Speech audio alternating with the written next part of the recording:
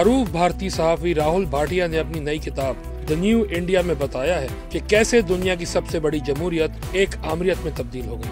انہوں نے اپنی کتاب کا آغاز اس حیرت سے کیا جو انہیں اپنے پیاروں کے قوم پرست میں تبدیل ہو جانے پر ہوئی۔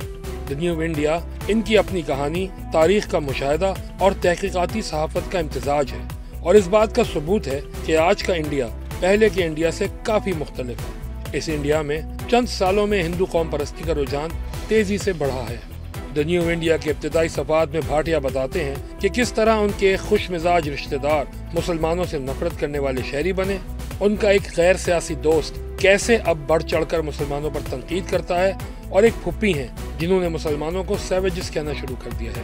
بھاٹیا جو سیکولرزم اور مساوات کو بھارت کی مرکزی سیاسی ثقافت کی بنیاد سمجھتے تھے، بزرگوں کے اقدار ترک کرنے پر خود پریشان تھے، اور اسی لیے انہوں نے قلم اٹھایا۔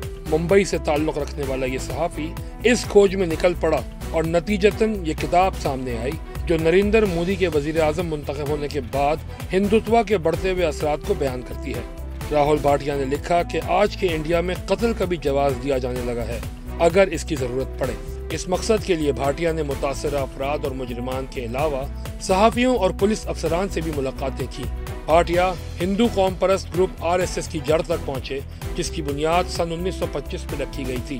RSS کا حکمران جماعت BJP سے گہرا تعلق ہے، اور اسی RSS کے ایک رہنما 1939 میں ہٹلر کے یہودیوں کے ساتھ نسل کشی کی تعریف کر چکے تھے۔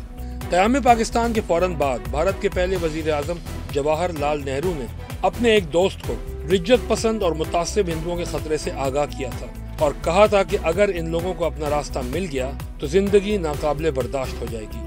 RSS کے ایک مورخ نے بھاٹیا کو بتایا کہ انہیں ابھی تک یہ نہیں معلوم ہوا کہ اتنا احمقانہ نظریہ ہم پر کیسے غالب آ گیا۔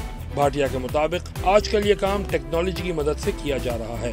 سن 2019 میں مودی کی حکومت نے ایک ایسا قانون متعارف کرایا تھا جس کے تحت پڑوسی ممالک سے ستائے جانے والے اقلیتی گروپوں کو بھارت کی شہریت دی جاتی، سوائے مسلمانوں کے۔